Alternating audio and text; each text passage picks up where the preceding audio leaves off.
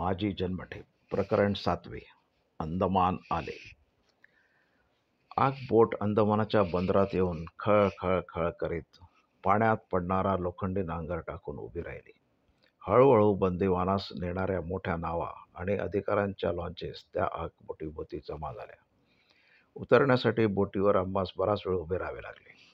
तेवढ्यात आजूबाजूस वळून अंदमान ज्या भूमीत आता बहुधा आमरण राहावे लागला तिचे निरीक्षण केले. बरोबरीचे जुने बंदिवान आणि क्वचित शिपाई काही सांगित माहिती. ते राजद्वीप. येथे अंदमानाचा मुख्य अधिकारी चीफ कमिशनर राहतो. समुद्रात ते बेट असे शोभे की जसा एखाद्या अप्सरेच्या सरोवरात बांधलेला बंगला. खरोखरच ते बेट बेटाच्या मानाने इतके चिमुकले, आटोपशीर आणि शोभिवंत दिसे की क्षणभर बेड्या पडलेल्या मनाचे मनोरंजन व्हावे. दुसरीकडे अंदमानाचे समुद्र तटास लागून लांबवर व्यवस्थेने लावलेल्या नारळांच्या झाडांच्या पंक्ती डुलत होत्या. दूरवर आंब्यांच्या, सुपाऱ्यांच्या, पिंपळांच्या वृक्षांचे पुंज दिसत होते. जवळच घाटावर मनुष्याचे थवेच्या थवे किलबिलाट करत जमले होते. त्यावरच एका चढणीच्या टोकावर नारळांच्या झुलणाऱ्या छत्राखाली एक वर्तुळाकृती तटाच्या आत एक भव्य भवन दिसले. ते किती शांत दिसले. त्याच्या भोवती नारळांची, सुपाऱ्यांची आणि केळीची बने चवऱ्या ढाळीत होती. छत्र धरून उभी होती. वाटे हा कोणातरी सुखवस्तू वा शांतीपरायण गृहस्थाचा बंगला असावा वा पाद्र्याचा आश्रम असावा. विचारले, ते भवन कसले? शिपाई म्हणाला, म्हणजे तोच बारीबाबाचा सिल्वर जेल. या बारीबाबाचा आणि सिल्वर जेलाचा उल्लेख शिपायांनी बोटीवरच बंदिवानास धमकावण्यासाठी इतक्या वेळेस केलेला होता की तो सिल्वर जेल आहे इतके सांगण्यातच त्याचे अंतर्गत स्वरूपाचा पूर्ण बोध होईल की त्या शिपायांची निश्चिती काही चुकीची नव्हती. तो आणखी कृपळ होऊन न विचारता म्हणाला, आता तेथेच जायचे आहे, तेथेच बारीबाबाच्या घरी उतरायचे आहे तुम्हा सगळ्यांना. आम्हा सगळ्या बंदिवानास डोक्यावर अंथरूण देऊन व हातात थाळीपाट देऊन ओळीने उतरवण्यात आले. घाटावर येताच शिपायांच्या आणि बंदिवानातील अधिकाऱ्यांच्या पहाऱ्यात इतर बंद्यास वर नेण्यात नेऊन मला मात्र युरोपियनांच्या पहाऱ्यात निराळे ठेवण्यात आले. तेथे घाटावर बसलो असता माझ्या मनात विचार आला की अंदमान समुद्रात अशा स्थळी वसलेले आहे की हिंदुस्थानाच्या सामुद्रिक सुरक्षिततेच्या दृष्टीने त्याचे महत्त्व कधीही कमी होणे शक्य नाही. पूर्वेकडील हा अंदमान निकोबार द्वीपपुंज म्हणजे हिंदुस्थानाच्या पूर्व समुद्राची द्वारेच होत. जर ही द्वीपे हिंदुस्थानाच्या अधिकाराखाली नसतील आणि जर त्यांची तटबंदी आणि लढाऊ सामर्थ्य दुर्बल असेल तर पूर्वेकडून येणारा कोणताही सामुद्रिक हल्ला एकदम कलकत्त्याच्या दारावरच ठोठावण्यास कमी करणार नाही. परंतु जर अंदमानाचा द्वीपपुंज हिंदुस्थानाच्या सत्तेखाली राहील आणि त्यास वैमानिक आणि सामुद्रिक ठाण्याची योग्यता प्राप्त होऊन त्याची उत्तम तटबंदी केली जाऊन तेथे भारतीय नौसैन्याचा एक बलिष्ठ भाग नेहमी पहारा करीत राहील तर पूर्वेकडील विदेशी शत्रूच्या कोणत्याही आक्रमणास पहिला धक्का अंदमानाच्या अंगणातच मारता येईल. अंदमानाची वस्ती आणि सद्य संस्कृती सर्वस्वी भारतीयच असल्याने तो द्वीपपुंज भारताचाच एक राजकीय विभाग असणे न्यायप्राप्तही आहेच. पश्चिम समुद्रतटास लक्षद्वीप, मालदीवसारखी लहान बेटेही हिंदुस्थानी राजसत्तेच्या हातून जेव्हा निघून गेली तेव्हा युरोपीय सामुद्रिक स्वाऱ्या अगदी घराच्या दारावर येऊन मुंबई, गोव्यास ठोठावू लागल्या. त्यास दूरचे दूरच रोखून ठेवण्याचा काहीही उपाय हिंदुस्थानाच्या तत्कालिक देशी सत्तेस करता आला नाही. आता यापुढे तरी ती चूक सुधारून पश्चिमेस लक्षद्वीप, मालदीव, दक्षिणेस सिंहल द्वीप आणि पूर्वेस अंदमान निकोबार द्वीपपुंज या सर्व स्थळास बलिष्ठ सामुद्रिक सैन्य शिबिरांचे आणि सिंधुदुर्गाचे स्वरूप दिले पाहिजे. आज केवळ राजकीय योगायोगाने सिंगापूर हे भारतीय समुद्राचे नाके आहे. अंदमान हे नैसर्गिक नाके आहे, कारण अंदमान हे सिंहल द्वीपाप्रमाणेच भारताचाच एक नैसर्गिक आणि सांस्कृतिक अंश आहे. चलो उठावा बिस्तरा. भावी भारताचे बलिष्ठ नौसाधन आरमार अंदमानाच्या अंगणात सिंधुदुर्गापुढे पहारा करीत माझ्या कल्पनातरंगात रंगू लागते न लागते तोच. चलो उठावा बिस्तरा म्हणून एका शिपायाने उद्धटपणाने म्हटले, कारण युरोपियन अधिकारी जवळ उभा होता. इंग्रजासमक्ष हिंदी राजकीय बंदिवानास जितके अधिक उर्मटपणाने आपण वागवू तितकेच बढतीस आपण अधिक योग्य ठरू अशी प्रत्येक हिंदी पोलीस व सैनिक शिपायाची अनुभवाने दृढ समजूत झालेली असते. अंदमानास होणाऱ्या अपमानाचे हे उर्मट वाक्य सुतामोवाचेच होते. मी उठलो, बिस्तरा डोक्यावर घेतला, हातात थाळीपाट धरले, पायातली जड बेडी कमरेस नीट बांधली आणि उभा राहिलो. एकदम उंच कड्यावरून कोसळून पडले असता जसे शरीरास लागते, तसेच एखाद्या उच्च विचाराच्या शिखरावरून एकदम एखाद्या विवश, प्रतिकूल आणि वृक्ष विचाराच्या गर्तेत ढकलले गेले असता मनासही लागते. तरीही माझ्या कल्पनातरंगास दिसू लागलेल्या भारताच्या या बलिष्ठ नौसैन्यास भविष्यकाळाच्या स्वाधीन करून भारताच्या कठोर आणि विवश वर्तमान काळाच्या त्या चलो उठाव बिस्तऱ्यास तोंड देण्यास मी चटकन सज्ज झालो. घाटावरून निघून एका चढणीवर मला चढावयास सांगितले. अनवाणी आणि बेड्यांनी जखडलेल्या पायांनी मला चढण्यास उशीर लागू लागला. शिपाई चलो जल्दी करो करू लागला. एकदा गोरा अधिकारी शिपायास म्हणाला, चालू दे त्याला, घाई कशाला करतोस. माझ्या मनात ही चढण चढताना एकच विचार घोळत होता. मी समुद्रावरून अंदमानामध्ये शिरणारी ही वाट वर चढून जात आहे. अंदमानामधून भारतास परत जाण्यासाठी समुद्राकडे या मार्गाने या जन्मात पुन्हा मी कधीही वाट उतरून खाली येणार आहे का. थोड्याच वेळात चढण संपून सिल्वर जेलचा दरवाजा आला. लोखंडी बिजागरांच्या दाढा करकरू लागल्या व त्या तुरुंगाच्या दाराचा जबडा उघडला. मी त्यात घुसलो. तो जबडा बंद झाला.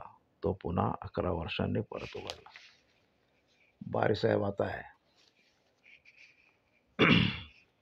दारात पाय टाकताच 2 गोऱ्या सार्जंटांनी मला दोन्ही हातात धरून उभे केले. इतक्यात आजूबाजूच्या पारेकऱ्यात कुजबूज झाली. बारीसाहेब आता आहे. बारीसाहेबाहून त्यांनी कोणताही अधिक निष्ठुर व कठोर व्यक्ती पाहिली नसल्याने ते माझ्या तोंडावरही ते नाव ऐकताच काय भावना उद्भवतात ते पाहू लागले. पण मी त्या भीषण भव्य तुरुंगाच्या 2 लोखंडी फाटकांच्या मध्यंतरी असलेल्या भागास भूषवण्यासाठी जे अनुरूप अलंकार धारण केलेले होते ते पाहण्यात गर्क झालेलो होतो. निरनिराळ्या प्रकारच्या हातकड्या एकात एक गुंफून त्यांची ती हिडीस फुले भिंतीवर लागलेली होती. मोठमोठ्या पायबेड्या, दंडबेड्या आणि मनुष्याच्या शरीरास कष्ट देणारी अशीच अन्य आयुधे समोरच्या भागावर ओळीने लोंबकळत होती. त्या उग्रतेची एक शोभाच दिसत होती. त्या बायोनेट बंदुका, बेड्या, हातकड्यांच्या अघोर कलांकारांनी तो भीषण तुरुंग असा शोभू लागे की जसा एखादा मांग उत्तम कपडे घालून फाशी द्यावयास येताना शोभतो. देशाच्या स्वातंत्र्यप्राप्तीचे इतिहास वाचताना ज्या दृश्यांची वर्णने अंगावर काटा उभा करीत, त्यातील वर्णन अक्षरशः लागू पडणारे हे दृश्य आहे. 2 उद्धट सार्जंटांनी धरून मला उभे केले आहे की त्या दृश्याच्या भीषणतेच्या जबड्यात माझे मनोधैर्य चोरले जावे. ती भीषणता मजकडे टक लावून डोळा वाटरून पाहत होती. मीही तिच्याकडे डोळे वटारून पाहत होतो. मीही तिच्याकडे डोळ्यास डोळा भिडवून पाहत होतो. दोघांची ओळख झाली. मला एक अद्भुत समाधान वाटू लागले की तर मग मीही जे वाचले ते स्वतः अनुभूत केले आणि हा येथे या दृश्यांच्या जबड्यात न चोरला जाता निष्कंप निर्भीड उभा राहिलो आहे. ब्रिस्टनच्या लंडन येथील तुरुंगात असताना मी 2 मूर्ती म्हणून एक कविता लिहिली होती. तिची चरणे मन म्हणू लागले आणि जय असे उद्गार माझ्या हृदयात उठू लागले. बारी बाबाचा उपदेश. मी त्या मनोविकारांच्या वावटळीतून किंचित सुटताच बाजूस पाहिले. तो एक लठ्ठ काठी हातात घेतलेला गलेलठ्ठ गोरा अधिकारी मजकडे पाहत उभा राहिलेला मला दिसला. हेच बारीसाहेब होत. आपण येणार ही वार्ता हेतुपूर्वक माझ्या कानावर त्यांनी घालवली होती आणि आता आपल्या वाटेकडे याचे भयभीत डोळे लागतील अशा नेहमीच्या अपेक्षेने ते आले होते. पण त्याच वेळेस माझे मन वरील विजयी विचारात मग्न झाल्याने मला ते केव्हा आले ते कळलेही नाही. त्या मिनिटात त्यांनाही माझ्याकडे पाहत राहावेसे वाटले असावे. मला ते गुपचूप निरीक्षत असता माझी त्यांच्याकडे दृष्टी पडताच त्यांनी पाहिले न पाहिलेसे करून त्या सार्जंटास सांगितले, "leave him, he is not a tiger." सोडून द्या त्याला, तो काही कोणी वाघ नाही.